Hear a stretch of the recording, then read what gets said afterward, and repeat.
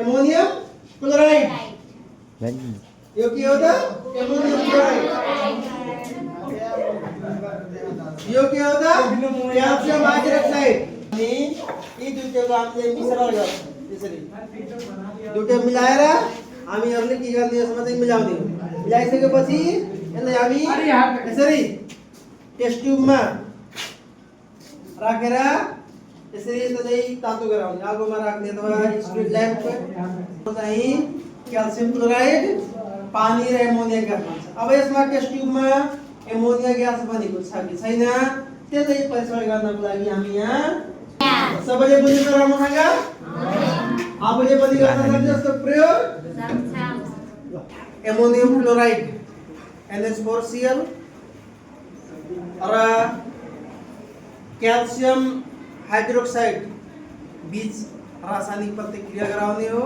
र यसको रासायनिक प्रतिक्रिया पश्चात हामीलाई क्याल्सियम क्लोराइड पानी र एमोनिया ग्यास प्राप्त हुन्छ। त्यसको लागि मैले के गरेको छु यी दुईटाको चाहिँ मिश्रण यहाँ राख्दैछु यहाँ राखेको छु। अब यसलाई मैले चाहिँ यो हाफ गिलास टेस्ट ट्युबमा नै राख्छु।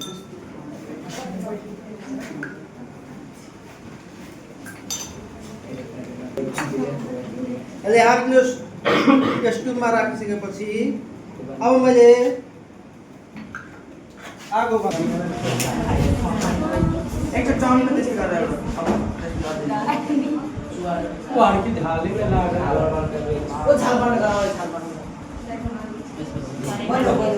अब यो क्यान्डल बजेपछि जुन यो हामीले जुन यहाँ मिश्रण राखेछौं एमोनियम क्लोराइड र क्याल्सियम हाइड्रोक्साइडको त्यसले अब यसमा राखेर हामी तताउने छौं।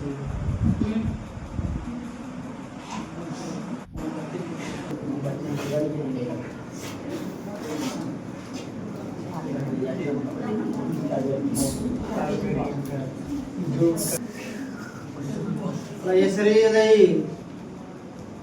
क्यान्डल अथवा स्पिरिट ल्याम्पमा राखेर यसले तताउने र तताइसकेपछि यहाँ चाहिँ यसमा हाम्रो क्याल्सियम क्लोराइड पानी र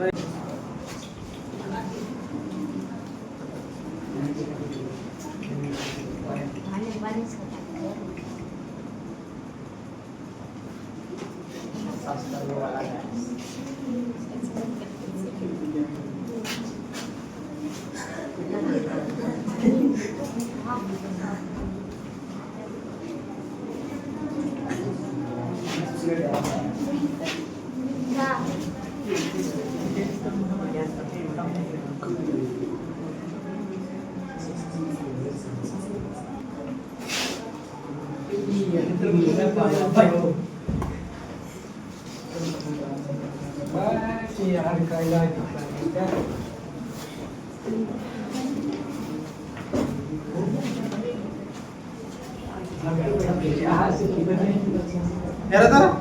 रातो लिटमस पेपर कुन कलरमा चेन्ज भयो हामीलाई कुन ग्यास प्राप्त भयो त एमोनियम। अब यहाँ हाम्रो चाहिँ अब केही मटेरियलहरुको अभाव भएको हुनाले हामीले क्याल्सियम ऑक्साइडको प्रयोग गरेर सुक्खा ग्यास पनि प्राप्त गर्न सक्थ्यौं तर हामीसँग त्यो सबै मटेरियल नभएको हुनाले हामी पानी मिसिएको नै एमोनिया ग्यास यहाँ प्राप्त गरिरहेको छौं। तिमीहरु पनि होला नि यहाँ मैले जम्मा गरेको जुन ग्यास छ त्यो पनि यहाँ एमोनिया नै होला।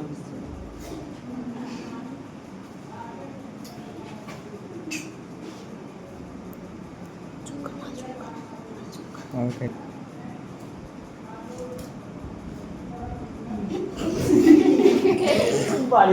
यसरी सुक्न हुन्न है कुनै पनि चीज चाख्न सुक्न अब कोही के गर्छ जिब्रोमा लाएर यसको स्वाद कस्तो छ यस्ता रसायनहरु हामीले त्यसले पनि कहिले पनि गर्न हुँदैन। बुझ्यो कि नै? हजुर सर हजुर। ल अब हामीले के प्रयोग गरेर त एमोनिया ग्यास बनाएछौं त एमोनियम क्लोराइड के हो एमोनियम क्लोराइड NH4Cl प्लस यो हाम्रो के हो त क्याल्सियम हाइड्रोक्साइड CaOH को ट्वाइस जब यसले हामीले ताप दियौं के दिने हो ताप दिइसकेपछि हाम्रो चाहिँ calcium chloride plus H2O plus NH3 ammonia gas चाहिँ हाम्रो यहाँ अब हेर राखेको ग्यास छ किनभने यो एमोनिया ग्यास जुन छ हावाभन्दा हलुङ्गो हुन्छ यसले हावाले तलतिर विस्थापित गरेर अब यहाँसम्म जम्मा भएको छ ठीक छ अब हेर त मैले यसको तथापि राखेको थिएँ यो हेर त यो रातो लिटमस पेपरले कुन कलरमा चेन्ज गरेको छ नीलो जबकि लिटमस पेपर जुन छ रातो लिटमस पेपर चाहिँ यस्तो हुनुपर्ने यो रातो लिटमस पेपर हो तर यसमा राखेपछि कुन कलरमा चेन्ज भएको छ नीलो कलरमा यसको मतलब यहाँ जम्मा भएको ग्यास कुन ग्यास हो त एमोनिया यसरी हामीहरूले एमोनिया ग्यासको परीक्षण गर्न पनि सकिन्छ ल के एमोनियम क्लोराइड यो के हो त एमोनियम क्लोराइड यो के हो त क्याल्सियम हाइड्रोक्साइड र जब यी दुईटोको रासायनिक प्रतिक्रिया गराउँछ भने यी दुईटोको हामीले मिश्रण गर्छौँ यसरी दुईटो मिलाएर हामीहरूले के गर्ने यसमा चाहिँ मिलाउने हो मिलाइसकेपछि यसलाई हामी यसरी टेस्ट ट्युबमा राखेर यसरी चाहिँ तातो गराउने आगोमा राख्ने अथवा स्ट्रिट ल्याम्प अथवा क्यान्डल बालेर तातो बनाउँछ तातो बनाइसकेपछि जब दुईटोको हामी ताप दिन्छौँ भने हाम्रो चाहिँ क्याल्सियम क्लोराइड पानी र एमोनिया ग्यास बन्छ अब यसमा टेस्ट ट्युबमा एमोनिया ग्यास बनेको छ कि छैन